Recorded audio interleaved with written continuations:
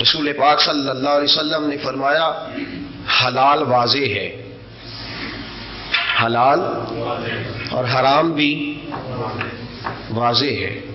فرمایا ان دونوں کے درمیان ایک چیز ہے جس میں شک ہے کہ پتہ نہیں حلال ہے کہ پتہ نہیں حرام، بس ٹھیک ہے، پتہ نہیں حلال ہے کہ پتہ نہیں حرام، دونوں کے بیچ میں ایک چیز ہے، اس میں شبہ ہے۔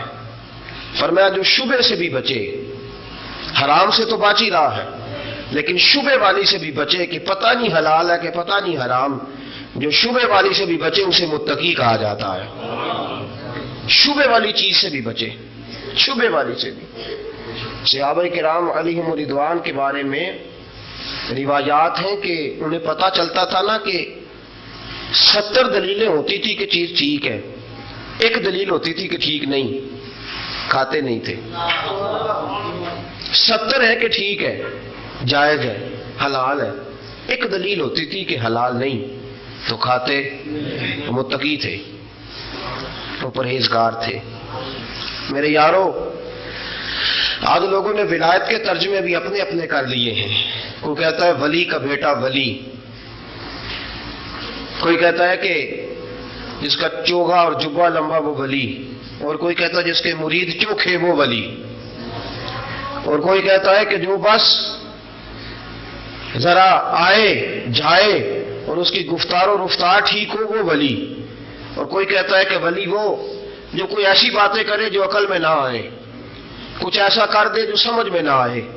لیکن ولایت وہی ہے جس نے ولی بنانا ہے وہ خود بتائے کہ ولی کون ہے، اللہ خود کہے کہ ولی ہے کون۔ رب فرماتا ہے الذین آمنوا وکانوا یتقون، میرا ولی وہ ہے جو پرہیزگار ہو، میرا یار وہ ہے جو پرہیزگار ہو۔ اور پرہیزگاری شریعت کی چھوٹی چھوٹی چیزوں کا بھی خیال کرے، چھوٹی چھوٹی۔ کب خیال کرے گا؟ جب اسے علم ہوگا، تو پہلے علم سیکھے گا تو پھر عمل کرے گا نا۔ جسے پتہ ہی نہیں شریعت کے جزیات کا تو عمل کیسے کرے گا؟ اسی لیے حضرت سلطان باہو فرماتے ہیں بانج علمو جو کرے فقیری، بانج علمو جو کرے فقیری وہ کافر مرے دیوانہ ہو۔ پہلے علم ہی نہیں، جب تم میں تو عمل کیا ہوگا؟ جس خیاباں میں شجر ہی نہیں وہاں پھل کیا ہوگا؟ علم ہی نہیں جب تم میں تو عمل کیا ہوگا؟ جس خیاباں میں شجر ہی نہیں وہاں پھل کیا ہوگا؟ اس لیے کہ رسول پاک صلی اللہ علیہ وسلم نے فرمایا انی اعلم منکم، میں تم سب سے زیادہ اپنے رب کو جانتا ہوں اور تم سب سے زیادہ اپنے رب سے ڈرتا ہوں۔ یہ تقوی ہے، پرہیزگاری ہے، اللہ سے ڈرنا۔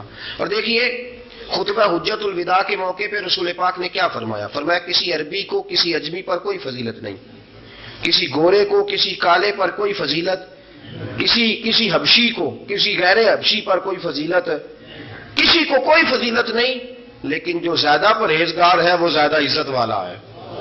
قرآن کہتا ہے ان اکرمکم عند اللہ اتقاکم، اللہ کے نزدیک جس کی عزت ہے وہ پرہیزگار ہے۔ پرہیزگار، تقوی، طہارت کیا ہے؟ چھوٹی چھوٹی چیزوں سے بھی بچے۔ تھوڑا سا بھی خدشہ معلوم ہونا کہ اللہ ناراض ہو جائے گا، اس چیز سے بھی بچے، وہ پرہیزگار ہے۔ وہ پرہیزگار ہے جو بچ کے چلے، جو چھپ کے چلے، جو ذرا اپنے آپ کو سمیٹ کے گزرے، وہ پرہیزگار ہے۔ حضرت